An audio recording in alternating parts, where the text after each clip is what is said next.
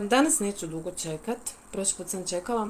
U svakom slučaju, odmah ću reći, nadam se da ću to hvatiti, ponovit ću to i kasnije tijekom live, ali čisto da ne zaboravim. Znači, odlučila sam se preseliti sa Facebooka, sa live predavanjima na YouTube. Isto, znači isti termin, srijedom, od 9 na večer, ne? Pošto sam došla do zaključka da je Facebook ipak mreža na kojoj ljudi više čitaju i generalno sam shvatila da sam ja sve svoje odgovore koje sam tražila pronalazila na YouTube-u i slušala sam videa na YouTube-u, a puno manje toga sam pametnog našla na Fejsu. Tako da moguće da sam zaista followala mrežu na kojoj ću raditi live-ove, ali evo, svi mi učimo dok smo živi, pa tako i ja.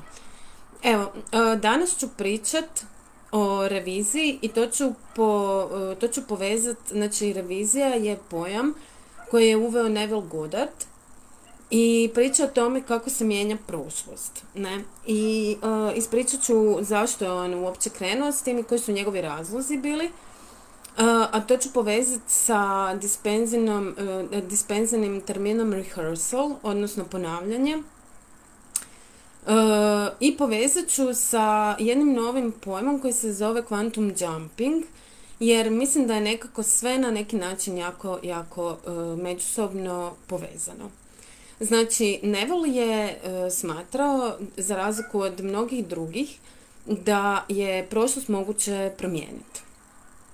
I on je rekao ovako, znači, manifestiranje u bilo kojem smjeru, znači bilo prema budućim događajima ili prema prošlim događajima, svi se rade na isti način. Kako? Tako da se ulazi u sliku koju želimo vidjeti, osjetimo emociju i kada smo osjetili emociju, ako je ta emocija bila dovoljno jaka i uvjerila nas da ono što smo mi zamislili istina, to će se prije ili kasnije pojaviti kao realnost, kao činjenica u našoj realnosti. Ok, znači, idemo sad gledati u tu prošlost. Znači, nas su doista učili da što je bilo je, stvari se ne mogu promijeniti, to je tako kako je, trebate to prihvatiti, bla bla bla. Neville je rekao, ne. Trebate zamišljati toliko dugo. Ćao, Nataša. Trebate zamišljati toliko dugo, on je iskoristio taj termin, okrenite kotač unazad sve do troje nespaljene. Što je u biti s tim htio reći? Znači, troja je spaljena u jednom trenutku njezine povijesti i doslovce je htio reći da revizirate događaje. Znači, idete toliko dugo u rikverc dok ne vidite ono što želite vidjeti, znači dok ne vidite događaje onakvima kakvima vi želite da su se oni dogodili, a ne onakvima kakvima su se doista dogodili, ne? I sad, on je tu naveo puno primjera, ali prije nego što se pozabavim sa primjerima, želim se pozabaviti sa jednim terminom, a zove se quantum jumping. Taj termin su počeli, znači ja sam ga prvi put čula od jedne kvantne fizičarke, Cynthia Sue Larson. Budem vam stavila link u opis. Znači, ona prvi put priča, znači kvantna fizičarka, ona je prvi put za mene, znači za moju perspektivu, uvela taj termin quantum jumping, ne? Išla sam malo istraživati što je to i ispostavilo se da postoje ljudi, znači ja sam to doživjela, ispričat ću vam primjer kad sam to doživjela i kako je to izgledalo, ali neke malo žešće pojave quantum jumpinga su doživljavali ljudi, mislili su da su ludi dok nisu actually sreli druge ljude kojima se to dogodilo. Znači, ta žena, ta Cynthia, znači ta kvantna fizičarka, zato se je počela baviti kvantnom fizikom jer je to bilo fascinantno. Znači, desilo je se da je jedanput išla negdje gdje je živjela u svom gradu i vidjela nekakvu zgradu. I sljedeći put, znači ona vidjela je zgradu, prošla kraj nekakve zgrade i kaže sljedeći put kad je išla u taj dio grada, te zgrade tamo nije bilo. I nju je to toliko izbacilo iz cipela da ona mislila da je ona totalno prolupala. I onda je I onda je počela proučavati kvantnu fiziku, znači diplomirala je ovo ono, i onda je našla te pojmove, znači našla je puno ljudi koji su počeli pričati doslovce o skakanju kroz različite realnosti. To je ono što smo pričali, zato imam malo duži uvod. Znači, Neville je tvrdio da mi ne živimo na jednoj horizontalnoj, linearnoj liniji životnoj, nego da se mi svakih nekoliko, znači to je kasnije dokazano, to je Dispenza priča, znači rekao sam 7 puta u sekundi, mi se vraćamo vibracijski u polje i izlazimo iz polja nazad u sliku. Znači, mi u stvari ne tečemo kroz naš život, nego skačemo iz jedne slike u drugu. Quantum jumping bi bio skok, znači mi skačemo iz jedne slike u drugu koje su vrlo, vrlo, vrlo slične. I zato mi u principu ne vidimo nekakve ogromne promjene, nego vidimo kako se stvari dešavaju u nekakvom normalnom linearnom tijeku. A quantum jumping bi bio termin za velike skokove, znači za skokove koje vam doslovce pokazuju da se nešto debelo promijenilo u vašoj realnosti, ne? Sad, kakve to veze ima sa revizijom i kakve to veze ima sa rehearsal, odnosno sa Isuse, ko zna engleski sad točno prijevodnik, molim vas, dole napiše meni mozak stoji. Znači, rehearsal je u biti proba, isprobavanje, to znači kada ne znam, glumci idu glumit, pa onda imaju onu glavni rehearsal, ne, glavnu probu.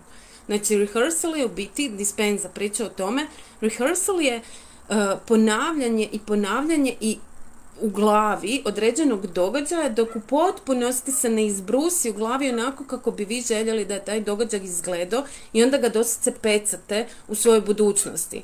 Naprimjer, posvađate se s nekim i reagirate na određeni način i onda dođete doma i kažete ok, nisam zadovoljan s tim i onda radite rehearsal, znači zamišljate ponovno taj isti događaj, ali mijenjate svoju reakciju.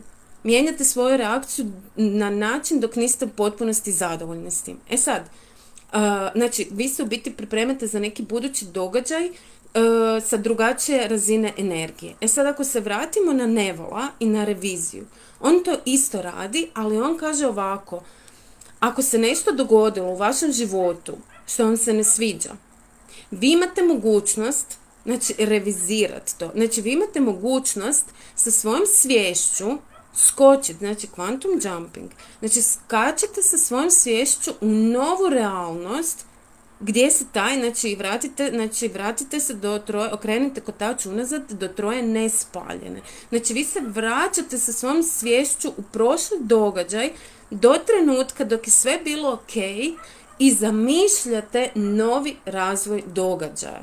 I ponavljate to toliko puta dok vam, kao i u budućem manifestiranju, znači u klasičnom manifestiranju, taj osjećaj te nove realnosti ne postane normalan.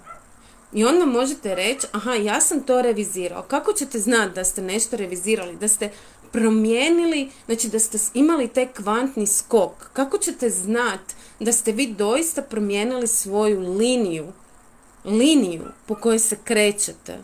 Značite prema osjećaju. I ako ostanete dosljedni tom novom osjećaju, vi ćete u budućnosti imati nove događaje. Imaćete drugačiju vremensku buduću liniju. I to bitno mi je da to razumijete. Koliko možete shvatiti ovako, ne? Znači, naš cilj je, ako ste imali tipa, prijavili ste se za posao i dobili ste odbijenicu. Ako ste baš željeli taj posao, vi kažete da, to je moj posao iz snova. Koji je vaš cilj? Vaš cilj je otići sa svijesti u trenutak kada dobivate pismo, odnosno mail, prije nego što ga otvarate.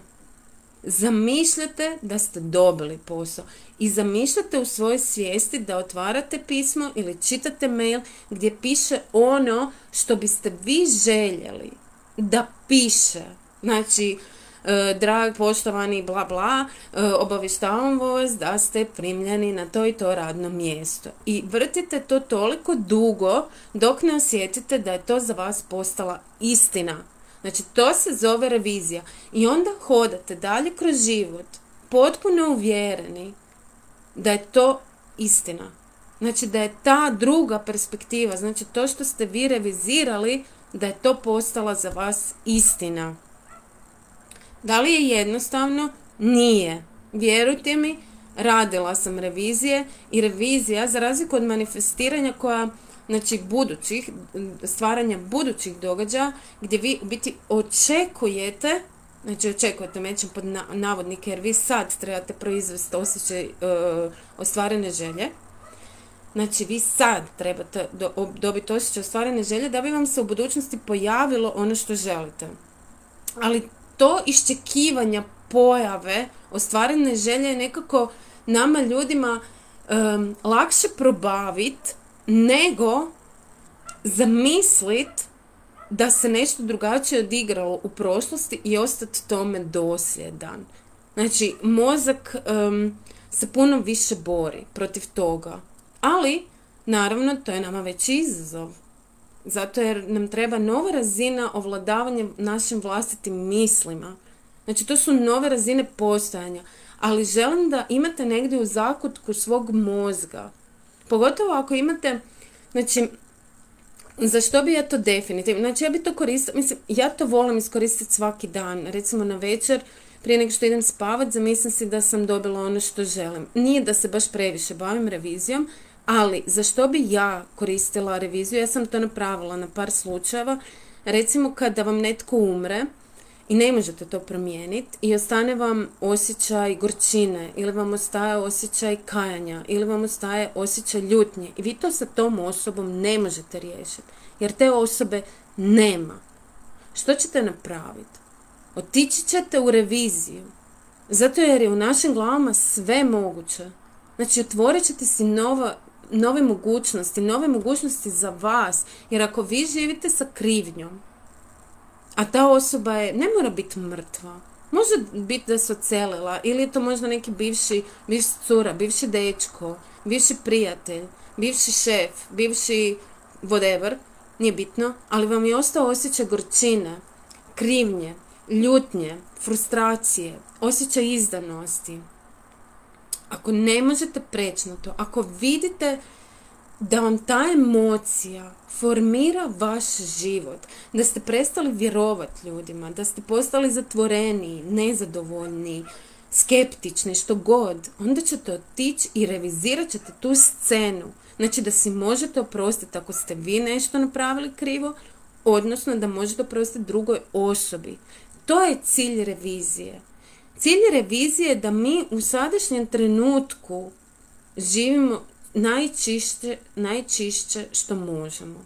Znači, molim vas to negdje posadite u svoj Znači, ako nosite bilo kakvu izrazito tešku emociju iz prošlosti, otiđite tamo gdje ste ju pokupili i promijenite to. Promijenite. Uopće nije bitno. Jedanput sam sjedila s jednom curom na kavi i pričali smo o umrlim, o smrti, ne? I ja sam rekla da imam osjećaj da moji roditelji su sretni, znači oba dva roditelja su umrla. Rekla sam da imam osjećaj da su moji roditelji sretni i da sam ja zabrijala da su oni na moru i da im je super i da su zadovoljni i da smo obavili apsolutno sve što smo planirali baviti u ovom životu, ne?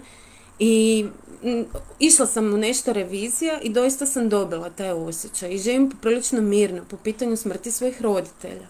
I ona meni je rekla, ti si se samo uvjerila u to, pa zato ti je tako. Ne? Ja kažem, ali zar to nije dovoljno? Zar nije dovoljno? Znači, uopće nije bitno kakva je stvarna istina. Iako mi jako dobro znamo da je naša istina ono što mi vjerujemo. Zar nije dovoljno da sam ja sebe uvjerila da su moji roditelji na nekom boljem mjestu i da ja živim mirno, da ja živim zadovoljno, nego da patim zbog situacije, zbog nekakvih situacija koje su se dogodile dok su oni bili živi. Jel shvaćate? Tome služi revizija. Tome služi revizija. Da možete u sadašnjem trenutku živjeti najbolje moguće.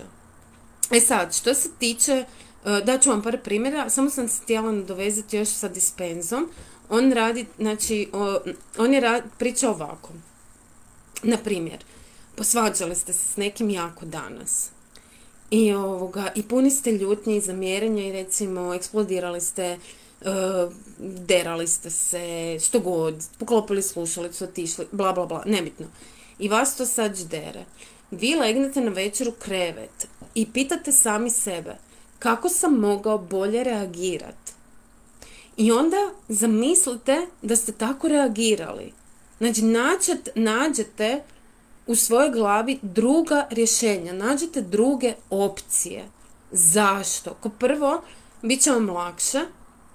Ako drugo, znači opet mijenjate tu neku vremensku liniju, zato jer više nećete biti frustrirani sa situacijom, pogotovo u onim situacijama kada si mislite, joj, treba sam reći to i to. Vidiš, zašto sam ostao šutiti, treba sam reći to i to. Treba sam napraviti to i to. To, ne znam, ja sam znala često vrti takve razgovore po glavi kad bi se našla u nekoj situaciji i onda bi onako, ne znam, reagirala glupavo ili ne bi uopće reagirala ili nešto i onda bi otišla doma i mislim si, joj, da sam barem rekla to i to, da sam barem napravila ovo ili ono, baš zbog takvih, i onda bi me ljutne prala još XY vremena, ne?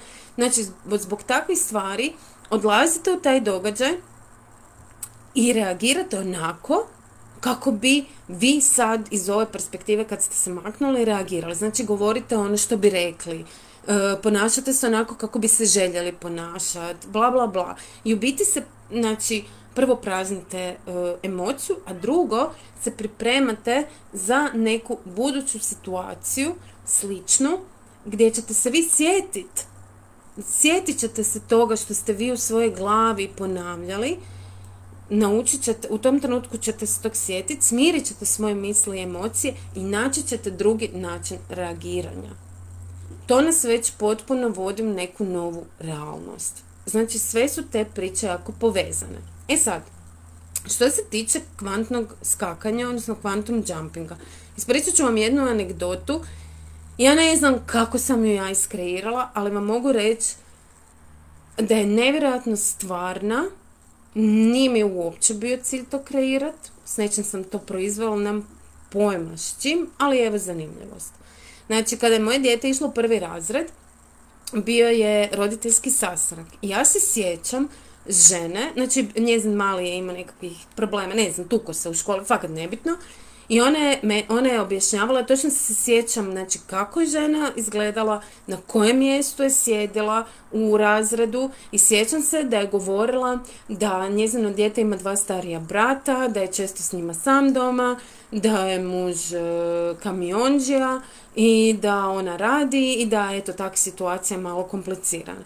Da bi se nakon 2 godine, znači ja se toga sjećam, da bi nakon 2 godine se postavilo da to dijete, znači, je jedinac i tata mu tu radi negdje, valjda u Zagrebu, nemam pojma. Znači, totalno druga priča, to je ta žena. Znači, ja sam napravila, mislim, vama to možda bude zvučalo suludo, ali ne bude, fakat je nebitno. Ali hoću vam reći, ja sam skočila iz jedne realnosti u drugu. Jer ja se sjećam jako dobro te priče. Znači, to nije ona priča, joj, ja mislim da se dogodilo. Ne, ja znam točno gdje je bilo, na kojem mjestu i kako je žena izgledala i znam koja je priča sad. Znači, ti skokovi između različitih realnosti stvarno postoje. Možda su puno češće nego što se čini na prvu, ali ih mi možda ne primjećujemo jer jednostavno možda se ne obaziremo. Ili možda jednostavno kažemo, ja bi se bilo kladila da je to bilo, ne znam, tad i tad ili tamo i tamo, pa im ne obratimo pozornost. Sad, zašto se ti kvantni skokovi tako veliki dešavaju? Kako ih iskoristiti? Ne znam, evo nisam iskreno toliko duboko išla u to, ali to se sad sve veže na primjere iz revizije. To mi je full bitno da razumijete zašto sam se dotaknula kvantnih skokova.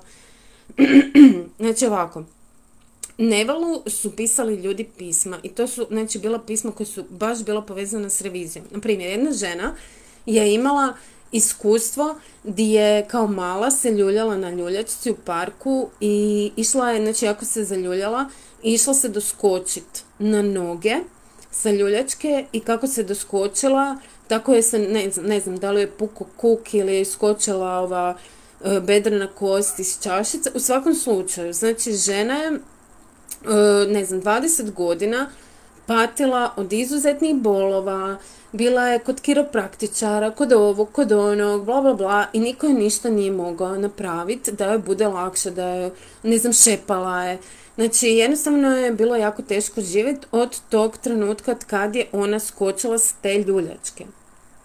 I ništa je nije pomoglo. Ništa. Znači, nikakva alternativna medicina, nikakva klasična medicina. I bila je na Nevilovom predavanju.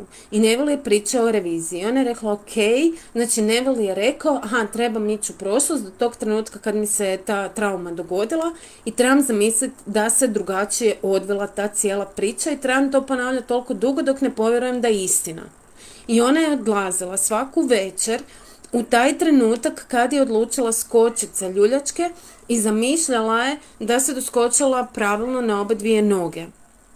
I to je uporno iz večeri u večer zamišljala i kaže, u jednom trenutku sam osjetila kako letim kroz zrak i kako se dočekujem na oba dvije noge kako spada.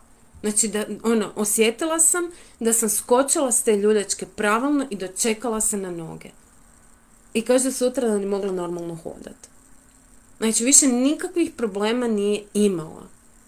I recimo, meni su takve priče fascinantne, zato jer je ona doslovce napravila, hej, Bog Daniel, ona je doslovce skočila, ona je napravila kvantni skok iz jedne realnosti, iz jedne vremenske linije u drugu vremensku liniju. I to mi je želja da spoznate veličinu te informacije. Onda jedna druga mu je pisala da ona je, ne znam, profesorica nekakva i ostala je kasnije u školi jer je trebala, znači kad je završila nastava, trebala je održati još nekakvo predavanje za odrasle i čistačice su očistile pod i naslagale su stolice na stol, onak naopako, ne? I ona je išla, ne znam više točno što radit. U svakom slučaju, stolica je pala na nogu i noga je sva je nabubrila, poplavila, naotekla i ona je jedva doklapetala do doma. I kaže, na večer sam sjela i počela zamišljati da sam spustila stolicu, da sam počela spuštati stolicu i da je stolica pala, da je pala pokraj mene. I kaže, toliko puta sam to zamislila prije nego što sam zaspala. Jednostavno sam osjetila da je to istina i zaspala sam i sutradan kad sam se probudila nije bilo apsolutno nikakvih tragova udarca na njezinoj nozi. Znači, to su tako velike stvari. Znači, jednostavno, ogromne su stvari. Samo treba biti uporan. Jedna žena je pisala da godinama već ne razgovara sa svojom snahom koja ima, znači, 2 unučadi i zamislila je da, znači, i snaha joj je poslala pismo u kojem je napisala da više ne želi imati apsolutno nikakvih kontakata s njom, da se ne javlja unučicama ili unučadi, nemam pojma, i da jednostavno zaboravi da oni postoje, ne?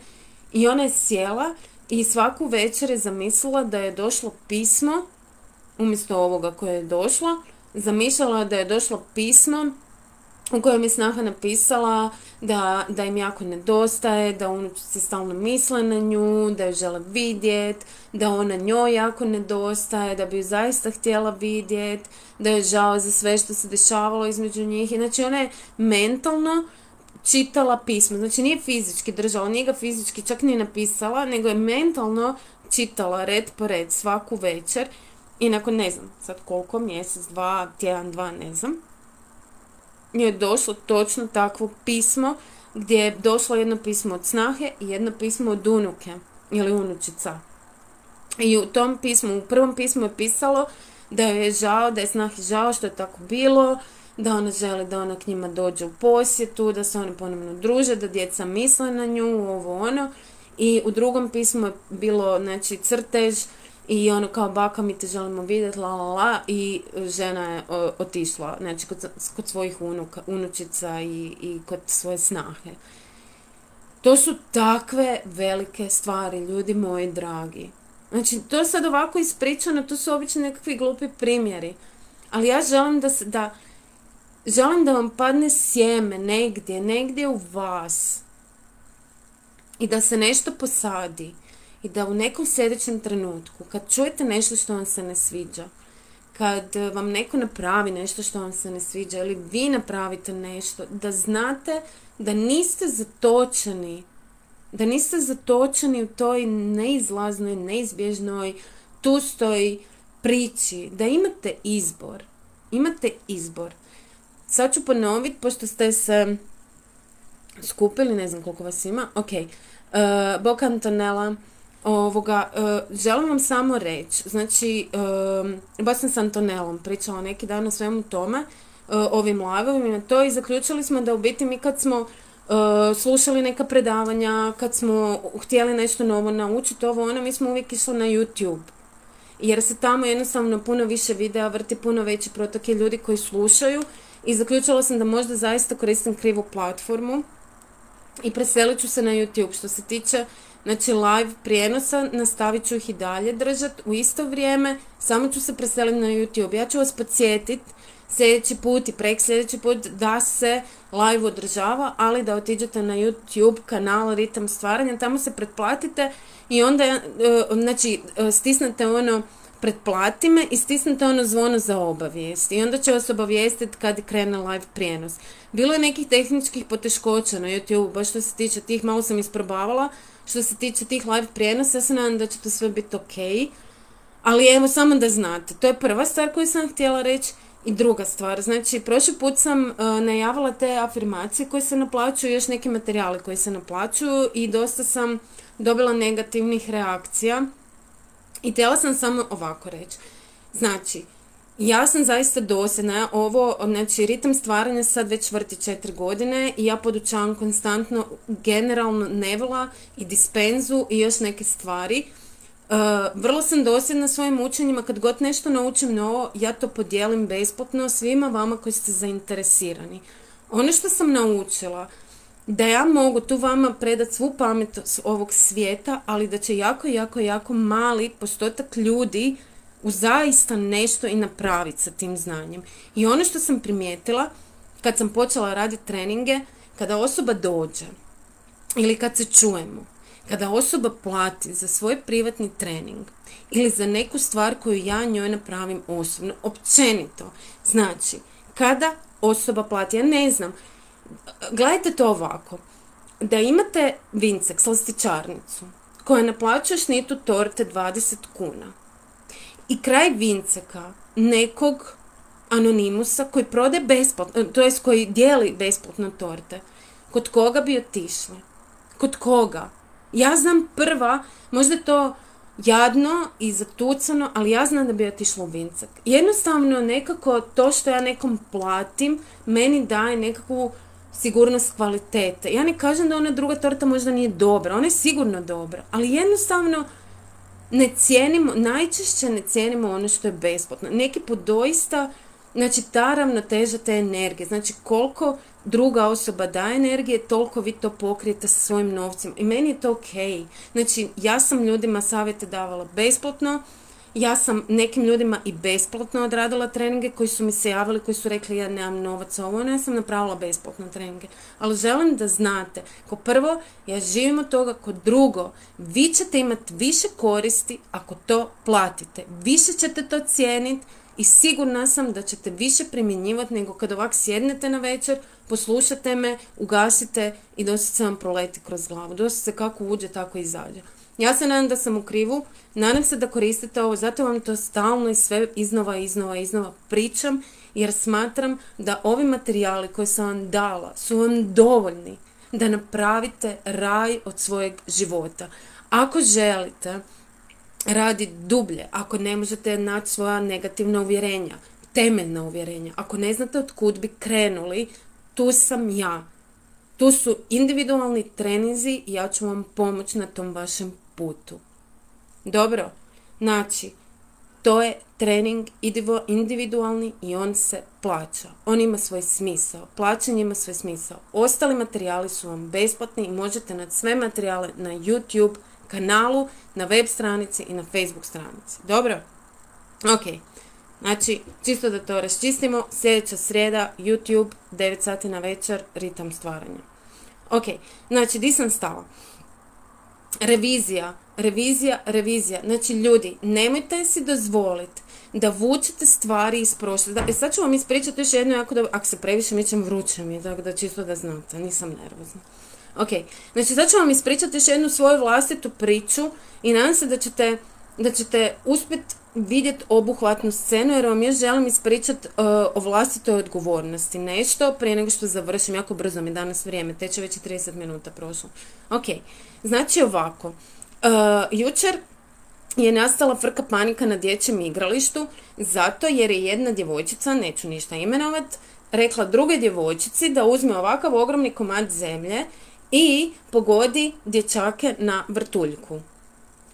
Ova je naravno to poslušala i Jan je dobio u rame i skoro mu izbila rame, fakat nebitno, ali poanta cijele priče da sam ja to djeci pokušavala objasniti tim djevojčicama da su jednako odgovorne, da pače, ona čija je bila ideja, ona je više odgovorna, ova druga je samo blesava.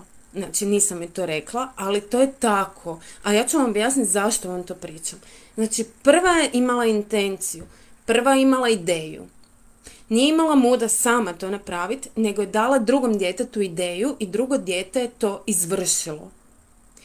Gledajte, zašto je to bitno da shvatite? Znači, ja sam tom prvom djetetu pokušavala objasniti gdje leži njezina odgovornost. Znači, odgovornost je u ideji i u namjeri. I izvršenju. Ali to je manje. Slušajte ovo. Kada vi, znači to nas je Neville učio, everyone else is you pushed out. Kada vi imate nekakvu ideju u svojoj glavi, na primjer, imate ideju da vas ljudi ne vole. Imate ideju u svojoj glavi da ste baksuz. Imate ideju da vas šef ne plaća dovoljno i da je šef totalni kreten prema vama. Vi ste odgovorni za temi. To su ideje. I kada se počinjete ljutiti, ajmo pričati o šefovima. Ne znam ko ima šefove u životu. Bok Anđo. Ne znam ko ima šefove u životu, ali šefovi su najčešće na tapeti. Vi ste ljuti na svojeg šefa. Vaš šef eksploatira, vi glumite Katicu za sve, imate jako malu plaću, nemate slobodne dane, zove vas se bilo kad, ne dobivate nagradu, ne dobivate pohvalu, ovo ono. Što vi u stvari radite? Vi ste ono dijete sa idejom. Vi ste dijete sa idejom. Znači, vi imate u glavi ideju da vas šef ne voli. I vi imate namjeru to dokazati.